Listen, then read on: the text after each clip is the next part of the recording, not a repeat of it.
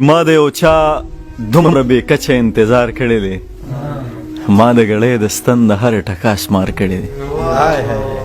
ما د یو چا دومره بې کچه انتظار کړی دی، ما د ګړۍ د ستن د هرې ټکا شمار کړی دی. تل مې د اوښکو په تسبو ذکر د یار کړی دی، ما محبت په داسې ډول او سینګار کړی دی. تل مې د اوښکو په تسبو ذکر د یار کړی دی، ما محبت په داسې ډول او سینګار کړی دی. تا د جومات نه مقدسې څو نارې وهلي، ما په بربنډو مخلوقاتو باندې کار کړی دی. تا د جومات نه مقدسې څو نارې وهلي، ما په بربنډو مخلوقاتو باندې کار کړی دی. او دا څه مزه ده چې په خوله شولې، مزه هغه ده چې ما منت کړی او تا راته انکار کړی.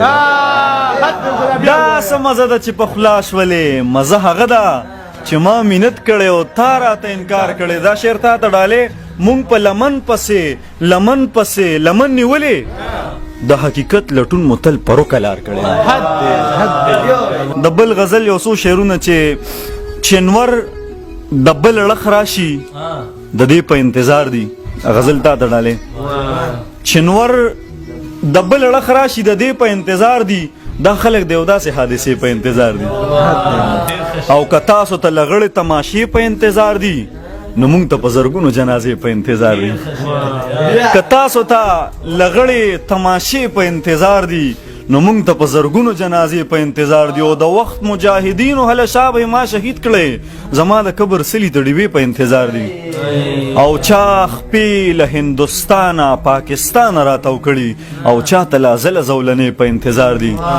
دا شعر کاري صاحب تاسو ته ډالې یو وختو چې سجدو ته به سرونه منتظرو، یو وخت دی چې سرونو ته سجدې په انتظار دي. یو وختو چې سجدو ته به سرونه منتظرو، یو وخت دی چې سرونو ته سجدې په انتظار دي. او دا خلک سرکشې تر دې پړاو راوستلي، دا خلک د مهدي د قافلې په انتظار دي. دا خلک سرکشې تر دې پړاو راوستلي، دا خلک د مهدي د قافلې په انتظار دي. د خدای لاجایبو نا امیدو خلکو واورې، زمونږ ارادو ته حوصلې په انتظار دي. د خدای لاجایبو نا امیدو خلکو واورې، زمونږ ارادو ته حوصلې په انتظار دي. او زلمیا ته د داسې جپاګرو لارې سارې چې چا د ستانه مخکې نور دوه درې په انتظار دي. زلمیا ته د داسې جپاګرو لارې سارې چې چا د ستانه مخکې نور دوه درې په انتظار دي.